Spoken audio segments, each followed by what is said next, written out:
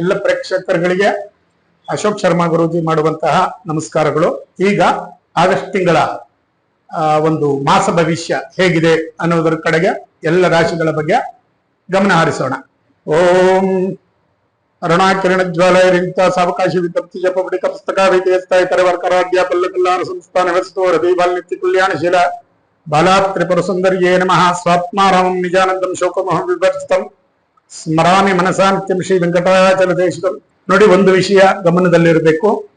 ಇದು ಸಾಧಾರಣವಾಗಿ ನಿಮಗೆ ಏನಾದರೂ ವೈಯಕ್ತಿಕವಾಗಿ ನಿಮ್ಮ ಜಾತಕದಲ್ಲಿ ಹೇಗಿದೆ ಅಂತ ಫಲ ಗೊತ್ತಾಗಬೇಕಾದ್ರೆ ತುಂಬಾ ಅಥೆಂಟಿಕ್ ಆಗಬೇಕು ಅಂತ ಅಂದ್ರೆ ನಿಮ್ಮ ವೈಯಕ್ತಿಕ ಜಾತಕಗಳನ್ನ ಪರಿಶೀಲನೆ ಮಾಡತಕ್ಕಂಥದ್ದು. ಆಯ್ತಾ? ನಂಬರಿಗೆ ಕರೆ ಮಾಡಿ ನೀವು ನಮ್ಮನ್ನ ಭೇಟಿ ಮಾಡಿದ್ರೆ ವೈಯಕ್ತಿಕ ಜಾತಕ ಪರಿಶೀಲನೆ ಆಗ್ತದೆ. ಅವಾಗ ಏನು ಫಲ ನಡೀತದೆ ಅದನ್ನ ಹೇಳುವಂತದ್ದಾಗಿರ್ತದೆ. 2026 ಆಗಸ್ಟ್ ಕನ್ಯಾ ರಾಶಿಯ ಭವಿಷ್ಯ ಅದ್ಭುತವಾಗಿದೆ, ಖುಷಿಯೂ ಆಗ್ತದೆ. ಯಾಕೆಂತ ಹೇಳಿದ್ರೆ ಕನ್ಯಾ ರಾಶಿಯವರು ಬಹಳಷ್ಟು ಕಷ್ಟಪಟ್ರಿ. ಕಳೆದ ವರ್ಷಗಳು ಏನೋ ವ್ಯವಹಾರಗಳು ಯಾವುದು ನಡೆದಿದೆ, ತುಂಬಾ ಎಲ್ಲ ಕೈಯಲ್ಲಿದೆ, ಏನ್ ಮಾಡೋದು ಗುರುಗಳೇ ಬಹಳ ಕಷ್ಟ ಆಗ್ಬಿಟ್ಟಿದೆ ಅಂತ ಹೇಳಿ ಈಗ ಜೂನ್ 2ನೇ ತಾರೀಕಿನಿಂದ ಗುರುಬಲ ಬಂದಿದೆ. 11ನೇ ಮನೆಯಲ್ಲಿ ಗುರುಗಳಿದ್ದಾರೆ. ಅದ್ಭುತವಾಗಿ ಗಾಬರಿ ಪಡುವ ಅವಶ್ಯಕತೆ ಇಲ್ಲ. ತುಂಬಾ ಚೆನ್ನಾಗಿ ನಡೀತದೆ ಎಲ್ಲ ವ್ಯವಹಾರ. ಅದರ ಬಗ್ಗೆ ಯೋಚನೆ ಮಾಡಬೇಡಿ. ಯಾವುದೇ ಹೊಸ ವ್ಯವಹಾರಗಳು, ಮನೆ ಕಟ್ತಕ್ಕಂಥವರು, ಸಂತಾನಕ್ಕೆ ಪ್ರಯತ್ನ ಪಡ್ತಾ ಇರತಕ್ಕಂಥವ್ರು ಎಲ್ಲರೂ ನಿಮ್ಮ ಪ್ರಯತ್ನವನ್ನ ಮಾಡಿ ಆ ಗುರುಗಳ ಅನುಗ್ರಹವನ್ನು ಪಡ್ಕೊಳ್ಳಿ. ಗುರುವಾರ ಗುರುಗಳ ದೇವಸ್ಥಾನಕ್ಕೆ ಹೋಗಿ ಒಂದು ಆಶೀರ್ವಾದವನ್ನು ತೆಗೆದುಕೊಂಡು ನಿಮ್ಮ ಕೆಲಸವನ್ನ ಮುಂದುವರಿಸಿ. ಅದ್ಭುತವಾಗಿರ್ತದೆ. ನೀವು ಫೇಲ್ಯೂರ್ ಆಗೋದಿಲ್ಲ. ಇನ್ನೂ ಒಂದು ವರ್ಷ ಅಂದ್ಕೊಂಡಂಗೆ ನಡೀತದೆ. ಆಯ್ತಾ? ಯಾಕೆ ಅಂತ ಹೇಳಿದ್ರೆ ಗುರುಗಳ ಜೊತೆಗೆ ಈ ತಿಂಗಳು ಸೂರ್ಯನು ನಿಮ್ಮ ಜೊತೆಯಲ್ಲಿದ್ದಾನೆ. ಸರ್ಕಾರಕ್ಕೆ ಸಂಬಂಧಪಟ್ಟಂತ ಎಲ್ಲಾ ವ್ಯವಹಾರಗಳು, ಸರ್ಕಾರಿ ಕೆಲಸದಲ್ಲಿ ಇರ್ತಕ್ಕಂಥ ಎಲ್ಲರಿಗೂ ಅದ್ಭುತ ಫಲಗಳಾಗ್ತದೆ. ಕನ್ಯಾ ರಾಶಿಯವರು ಬಹಳ ಚೆನ್ನಾಗಿರ್ತೀರಾ. ಗಾಬರಿ ಬೇಡ, ಮಾಡಿ ಚೆನ್ನಾಗಿರ್ಲಿ ಎಲ್ಲವೂ. ಇನ್ನು ವಿಶೇಷವಾಗಿ ನಮ್ಮ ಸಿನಿ ರಂಗಕ್ಕೆ ತಗೊಂಡ್ಕೊಂಡ್ರೆ ಅದ್ಭುತವಾದಂತ ಫಲ. ನಿಂತು ಹೋಗಿರತಕ್ಕಂತ ಎಲ್ಲಾ ವ್ಯವಹಾರಗಳು ನಡೆಯುವಂಥದ್ದು. ಈಗ ಯಾವುದು ಪಿಕ್ಚರ್ ಸೆಟ್ ಏರಿತ್ತು, ಶೂಟಿಂಗ್ ಆಗಿರ್ಲಿಲ್ಲ ಅಂದ್ರೆ ಅವೆಲ್ಲವನ್ನ ಮುಂದಕ್ಕೆ ತೆಗೆದುಕೊಂಡು ಹೋಗುವಂಥದ್ದು. ಗುರುಗಳು ಸೂರ್ಯ ಜೊತೆಯಲ್ಲಿದ್ದಾನೆ. ಫೈನಾನ್ಷಿಯಲಿ ಸಪೋರ್ಟ್ ಮಾಡಕ್ ಬರ್ತಾರೆ. ದೊಡ್ಡ ಜನಗಳು ಸಿಗ್ತಾರೆ. ಆಯ್ತಾ? ಅದ್ಭುತ ಫಲ ಇದೆ. ಆಯ್ತಾ? ಶನಿ ಮಹಾತ್ಮನು ಸ್ವಲ್ಪ 7ನೇ ಮನೆಯಲ್ಲಿ ಇದ್ದಾನೆ ಎನ್ನುವುದು ಬಿಟ್ಟರೆ ಬೇರೆ ಇನ್ನೇನು ಹೆಚ್ಚಿನ ಬದಲಾವಣೆಗಳು ಯಾವುದೂ ಇಲ್ಲ. ಆಯ್ತಾ? ಹೆಚ್ಚಿನಾಗಿ ತೊಂದರೆ ತೆಗೆದುಕೊಳ್ಳುವಂತದ್ದಾಗಲಿ, 7ನೇ ಮನೆಯ ಶನಿ ಮಹಾತ್ಮ ಸ್ವಲ್ಪ ಮನೆಯಲ್ಲಿ ಕಿರಿಕಿರಿ ಆಗ್ಬೋದು. ವಾತಾವರಣ, ಸಂಸಾರದಲ್ಲಿ ಎಲ್ಲ ಮನೆಯಲ್ಲಿ ಇದ್ದಿದ್ದೇರಿ ಜಗಳ ಆಗ್ಬೇಕ್ರಿ ಚಿಕ್ಕದಾಗಿ.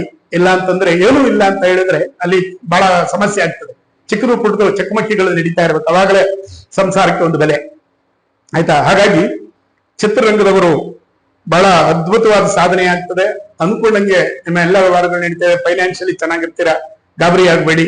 ನಿಮ್ಮ ಫೈನಾನ್ಷಿಯಲಿ ಸ್ಥಿತಿಯಾಗಿರ್ಬೇಕು ಅಂದ್ರೆ ಈ ಹಿಂದೆ ಹೇಳಿರ್ತಕ್ಕಂಥ ನಮ್ಮ ಎಪಿಸೋಡ್ನ ಎಣ್ಣೆ ದೀಪಗಳ ಆರಾಧನೆಯನ್ನ ನೀವು ಪಾಲನೆ ಮಾಡಿ, ಖಂಡಿತ ಅನುಕೂಲ ಆಗ್ತದೆ. ಆಯ್ತಾ?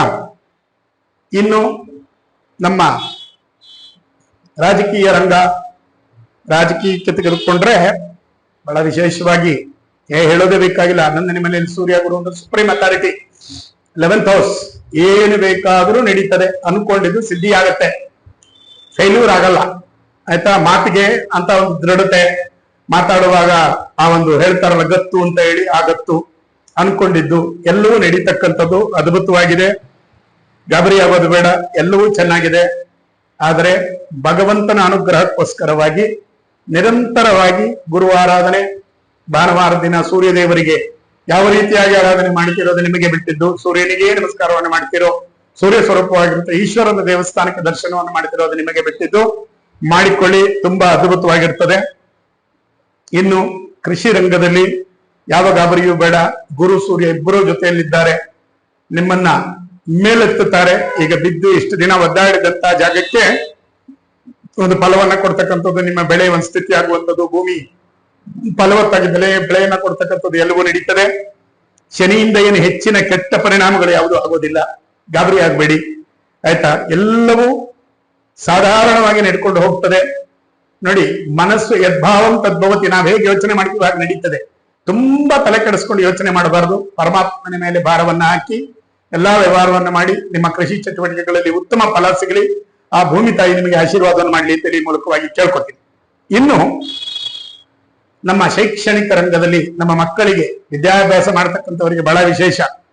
ಅದ್ಭುತವಾಗಿ ಗುರು ನೀವು ಅನ್ಕೊಂಡಿದ್ದನ್ನೆಲ್ಲ ಏನ್ ಅನ್ಕೊಂಡ್ರು ಮಾಡ್ಬೋದು. ಈಗ ತುಂಬಾ ಜನ ನೀಟ್ ಎಲ್ಲ ಬರೆದ್ರಿ, ಆತ CET ಆಯ್ತು, ಇಂಜಿನಿಯರಿಂಗ್ ಸೇರ್ಕೊತಾ ಇದ್ರ, ತುಂಬಾ ಜನ ತುಂಬಾ ರೀತಿಯಲ್ಲಿ ಫಲ ಆಗುತ್ತೆ, ತುಂಬಾ ಅದ್ಭುತವಾಗೂ ಇದೆ. ನೀವು ಎಲ್ಲಿಯೂ ನಿಲ್ಲುವ ಅವಶ್ಯಕತೆ ಇಲ್ಲ. 2027 ಏಪ್ರಿಲ್ ವರೆಗೂ ಗುರು 11ನೇ ಮನೆಯಲ್ಲಿ ಇರ್ತಾರೆ. ನಿಮ್ಮ ಎಲ್ಲ ವ್ಯವಹಾರಗಳು ಚೆನ್ನಾಗಿ ನಡೆಯುತ್ತೆ, ವಿದ್ಯಾಭ್ಯಾಸ ಚೆನ್ನಾಗಿ ನಡೆಯುತ್ತೆ. ಆದರೆ ದಯಮಾಡಿ ವಿದ್ಯಾರ್ಥಿಗಳು ತಂದೆ ತಾಯಿಯರಿಗೆ ಗೌರವವನ್ನು ಕೊಡುವುದನ್ನ ಕಳುಕೊಳ್ಳಿ. ಗುರು ಸ್ಥಾನಕ್ಕೆ ಕೊಡುವಂತ ಬೆಲೆಯನ್ನ, ಗುರು ಅಂದ್ರೆ 2 ಅಕ್ಷರವನ್ನು ಕಲಿಸಿದ ತಥಾ ಗುರು, ಬರೀ ಪಾಠ ಹೇಳ್ಕೊಟ್ಟವನು ಮಾತ್ರ ಗುರು ಅಲ್ಲ, ಆಯ್ತಾ? ನಿಮಗೆ 2 ಅಕ್ಷರವನ್ನ ಹೇಳಿ ಇದು ಹಿಂಗಲ್ಲ ಮಗ ಹಿಂಗೆ ಅಂದ್ರೆ ಅವರು ಕೂಡ ಒಬ್ಬ ಗುರುವೇ. ಗುರುವಿನ ಸ್ಥಾನಕ್ಕೆ ನಾನು ಅವಾಗಲೇ ಹೇಳಿದೆ, ಹರಿಮುನಿದರೆ ಹರ ಕಾಯ್ವ, ಹರಿಮುನಿದರೆ ಹರ ಕಾಯ್ವ, ಗುರು ಮುನಿದರೆ ಕಾರ್ವರಾಯರಯ್ಯ ಅಂತ ಹೇಳಿ. ಗುರು ಮುನಿಸ್ಕೊಂಡ್ರೆ ಕಾಯೋರು ಯಾರು ಇಲ್ಲ. ಹಂಗಾಗಿ ಗುರುಸ್ಥಾನ ಚೆನ್ನಾಗಿರ್ಲಿ, ಗುರುವಿನ ಅನುಗ್ರಹವಿರಲಿ. ನಿಮಗೆ ಎಲ್ಲ ಗ್ರಹಗಳು ನಿಮ್ಮಂತೆಯೇ ಕೆಲಸ ಮಾಡ್ತಾ ಇದೆ. ನಿಮಗೆ ಎಲ್ಲ ರೀತಿಯಿಂದ ಒಳ್ಳೆಯದಾಗಲಿ, ಗುರುವಿನ ಅನುಗ್ರಹ ಇರಲಿ, ಎಲ್ಲರಿಗೂ ಒಳ್ಳೆಯದಾಗಲಿ. ವಿಶೇಷವಾದಂತ ಒಂದು ಸೂಚನೆ ಏನಪ್ಪಾ ಅಂದ್ರೆ, ಯಾರು ಯಾವ ರುದ್ರಾಕ್ಷಿಯನ್ನ ಧಾರಣೆ ಮಾಡಬೇಕು, ನಿಮ್ಮ ರಾಶಿ ನಕ್ಷತ್ರಗಳಿಗೆ ಅನುಗುಣವಾಗಿ ಯಾವ ರಾಶಿಯವರಿಗೆ ಯಾವ ರುದ್ರಾಕ್ಷಿಯನ್ನ ಹಾಕಿದರೆ ಅಭಿವೃದ್ಧಿ ಆಗ್ತದೆ, ಅನುಕೂಲ ಆಗ್ತದೆ. ಇದು ನಿಮಗೆ ಬೇಕು ಅಂದ್ರೆ ನನ್ನಲ್ಲಿ ಎಲ್ಲ ರೀತಿಯಾದಂತಹ ರುದ್ರಾಕ್ಷಿಗಳು ಸಿಗ್ತದೆ. ಇಂಥವರಿಗೆ ಇಂಥದ್ದೇ ರಾಶಿಗೆ ಇಂಥದ್ದೇ ರುದ್ರಾಕ್ಷಿ, ಇದನ್ನ ಇಂತಹ ದಿನದಲ್ಲೇ ಧಾರಣೆ ಮಾಡಬೇಕು, ವಿಧಾನ ಇದೆ. ನಾನು ಭಗವಂತನ ಒಂದು ಆರಾಧನೆಯನ್ನು ಮಾಡಿ, ಅಭಿಷೇಕವನ್ನ ಮಾಡಿ, ಪೂಜೆ ಮಾಡಿ ನಿಮಗೆ ಅದನ್ನ ಧಾರಣೆಯನ್ನ ಮಾಡಿಸ್ತೇನೆ. ಆಸಕ್ತಿ ಇರ್ತಕ್ಕಂಥವರು ಕೆಳಗೆ ಕಾಣಿಸ್ತಾ ಇರತಕ್ಕಂತಹ ದೂರವಾಣಿ ಸಂಖ್ಯೆಗೆ ಕರೆ ಮಾಡಿ ನಿಮ್ಮ ವಿಷಯಗಳನ್ನ ಹಂಚಿಕೊಳ್ಳಿ. ಶುಭವಾಗಲಿ. ಸರ್ವೇ ಜನಾಃ ಸುಖಿನೋ ಭವಂತು. ಆ ಭಗವಂತ ಎಲ್ಲರಿಗೂ ಒಳ್ಳೆಯದನ್ನ ಮಾಡಲಿ. ಇಂದಿಗೆ ಈ ಒಂದು ಸಮಯಕ್ಕೆ 2026 ಆಗಸ್ಟ್ ತಿಂಗಳ ಮಾಸ ಭವಿಷ್ಯ ಸಮಾಪ್ತವಾಗುತ್ತೆ. ಓಂ ಸ್ವಸ್ತಿ.